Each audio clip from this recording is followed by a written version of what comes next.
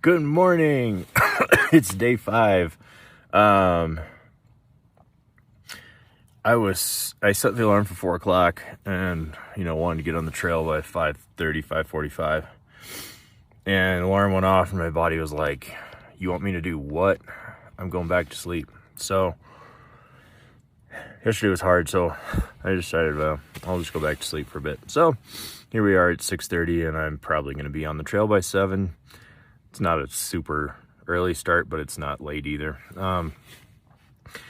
So today's going to be an interesting day. It's actually the first day of this trip where I get to see terrain that is new to me. Once I go around Island Lake, and then up over the little pass and drop down to near Little Seneca Lake, I will be turning left and going up over Lester Pass, joining the CDT.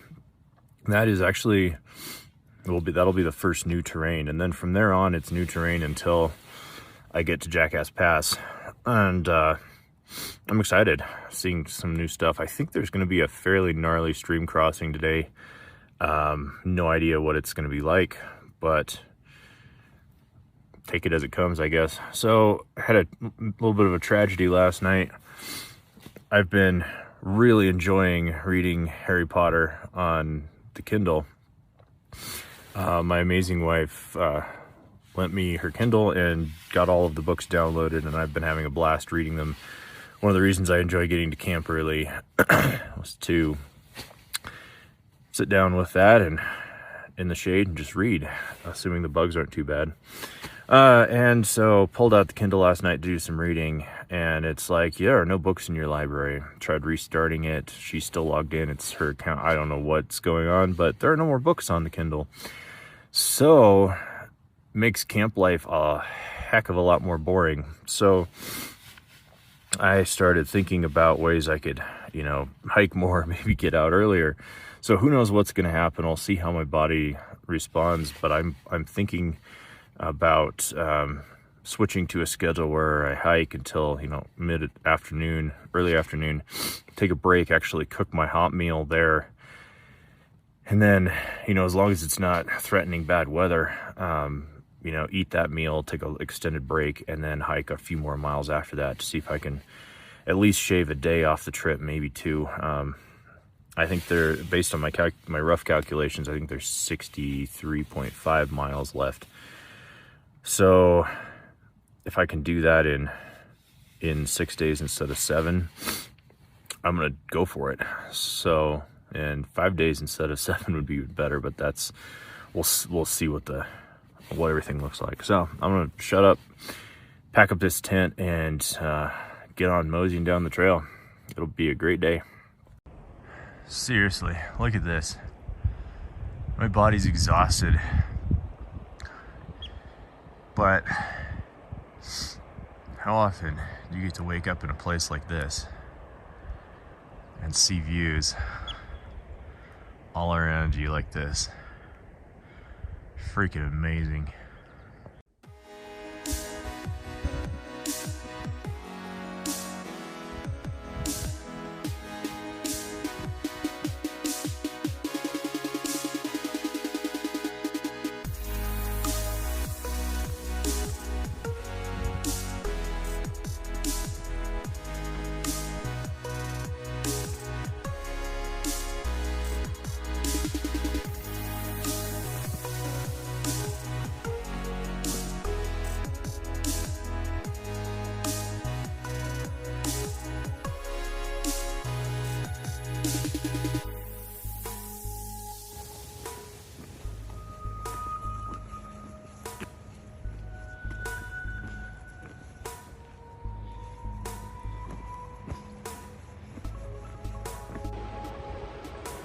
Yellow wildflowers down there, just gorgeous.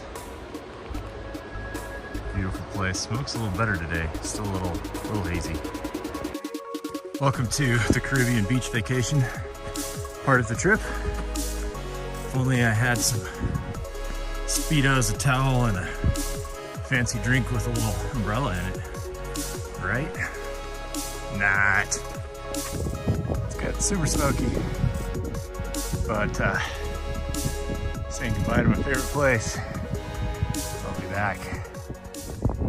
I just topped the pass coming out of Island Lake, and I'm super stoked to drop down a few hundred feet and then get on the Lester Pass trail. So I've been going about 2.5 hours, covering ground wall this morning, feeling good, which is surprising after yesterday, but hey, getting stronger. I can feel it. Pack's getting lighter, my legs are getting stronger. It's a good combination.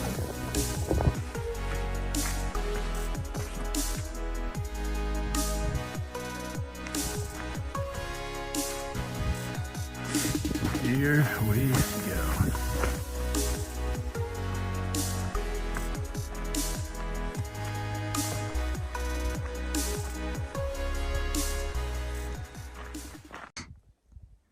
Looking up towards Lester Pass.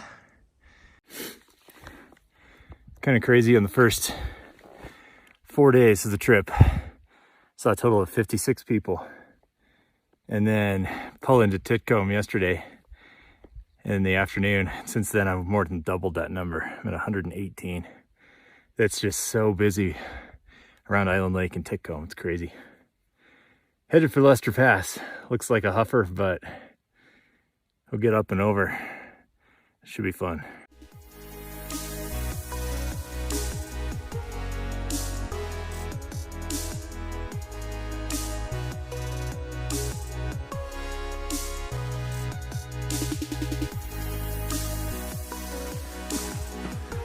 Last few steps to Lester Pass. Trail does not screw around. It is steep. I'm excited to be headed down for a while now.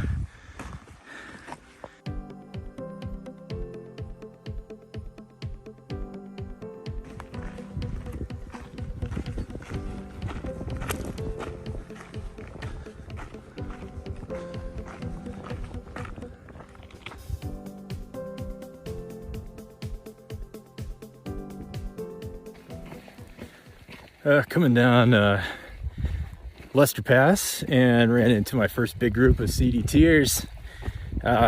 General, Mooch, Cake, Polly, and Crazy Eyes, all 5 of them. And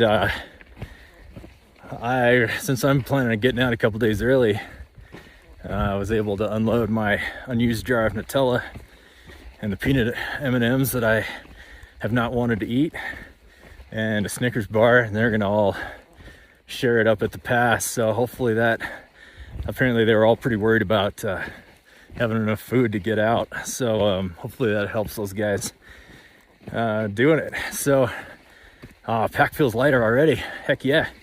So I may have to change trip plans a little bit. Official CDT runs through Little Sandy, and apparently the blowdowns are so bad they only know of one person that's taken it. So I really don't want my last day or two of this trip to be climbing up and over freaking down timber, which just sucks. So I don't know, that may end the trip even earlier, because that would mean I need to exit at Big Sandy. So who knows? That may cut another day off. I hate to do that because I want to do the whole range. But honestly, as cool as it would be to go out whole Sandy, if it's just bad, I don't really want any part of that. And I will have seen most of what I came out here to see, which is this stretch in between, Titcomb Basin and the Circuit of the Towers. So we'll do some map planning tonight at camp. And right now I'm just cruising on down the trail. It's a great day, man.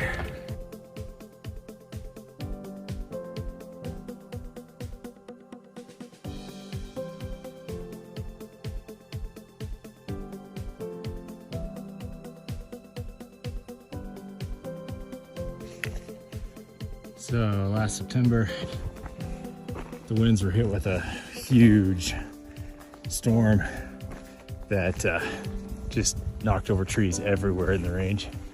Starting to get into that area right now. We'll see how the rest of the trail is.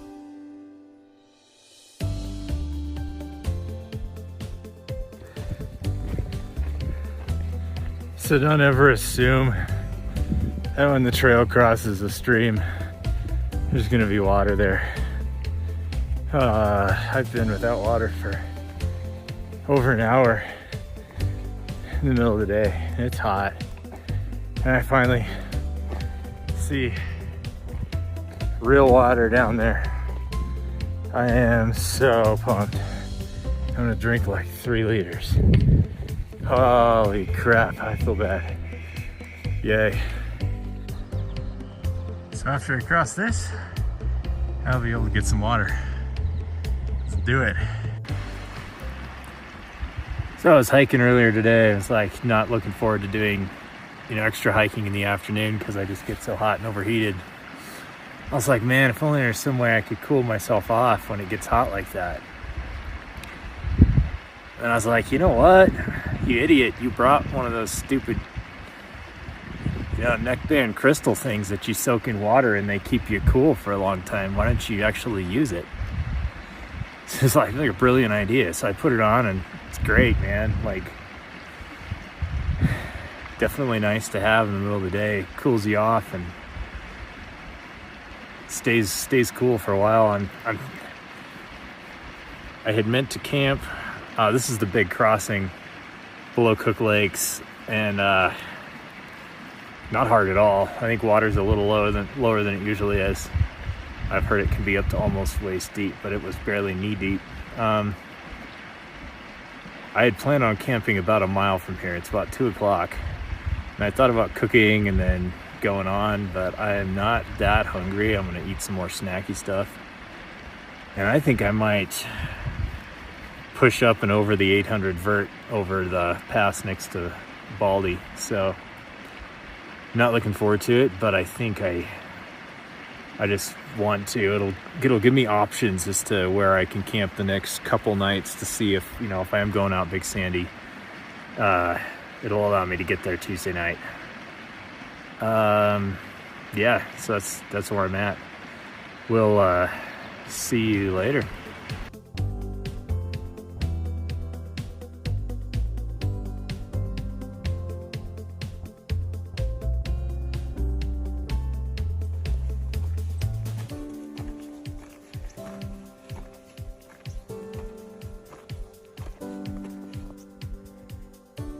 It's 3:15, and I'm pausing in Bald Mountain Basin here. That's Mount Baldy up there.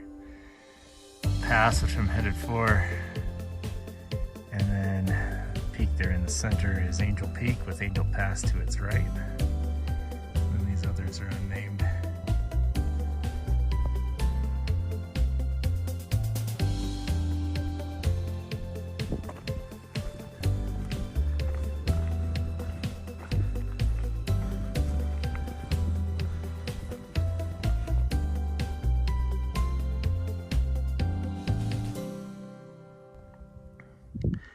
Mount Lester's right here. Lester Pass is right there, which came over this morning, late this morning. Fremont Peak is right here. I was camped on the opposite side of that this morning. Then you have Ellingwood Peak right here. And then right there is Knife Point Mountain. So those are the 3 of the peaks surrounding Indian Basin. This Bald Mountain Basin is beautiful. So wide open. It's different from the other basins in the winds I've been to. It just has a real spacious feel to it. I love it. Pass is right up there. Almost done with elevation gain for the day.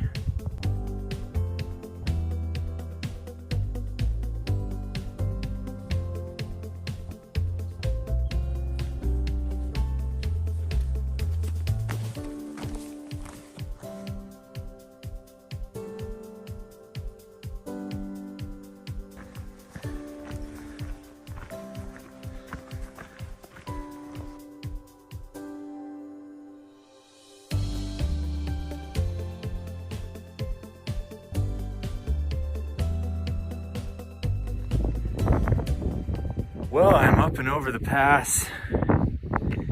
Dropped down a few hundred feet on the other side. I'm in a junction where the CDT goes up another 3 quick elevation gains. It looks like a total of 600 to 700 feet.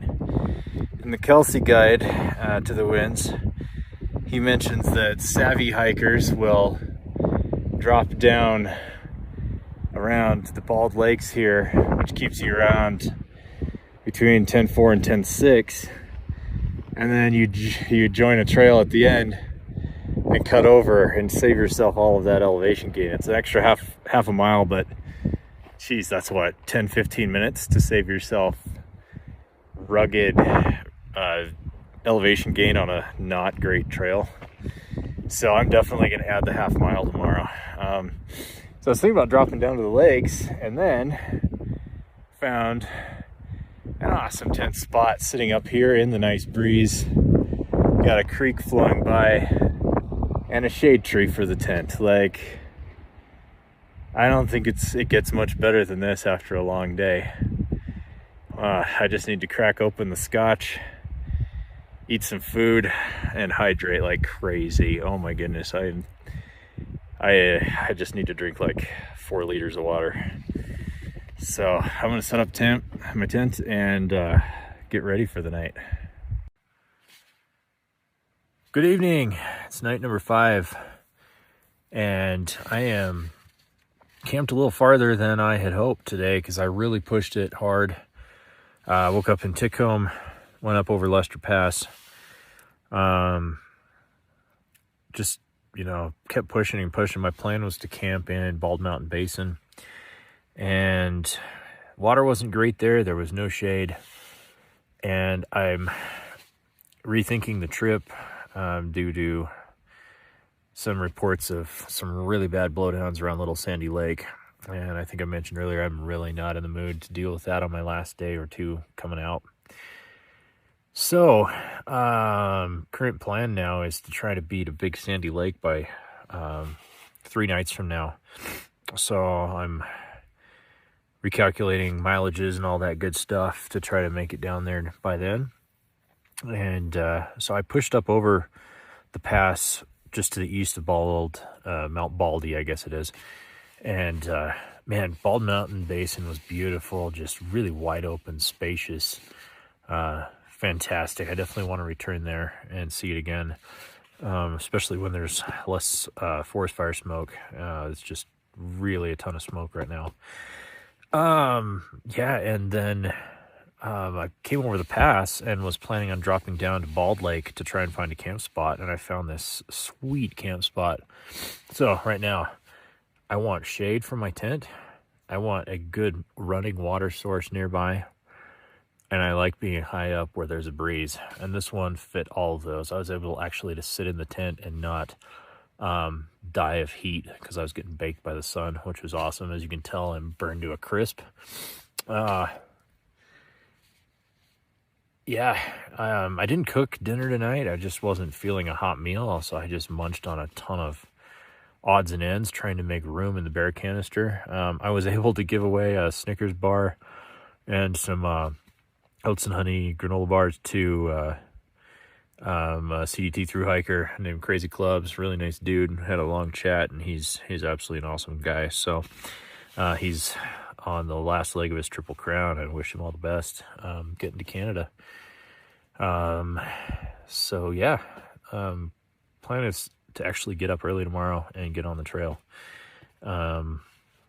The hiking in the heat just cooks me, so the more miles I can pump out before 11 o'clock, the better. I'm worthless once it hits 1 o'clock. I pushed myself today, but I'm feeling it. So I will be very glad to hopefully push out my miles and get there a little earlier than I did. I didn't get to camp till after 5, which for me is really unusual. So, all right, I'm going to shut up. And I think it's going to be doable getting out then. So, all right, I'm tired. Cheers.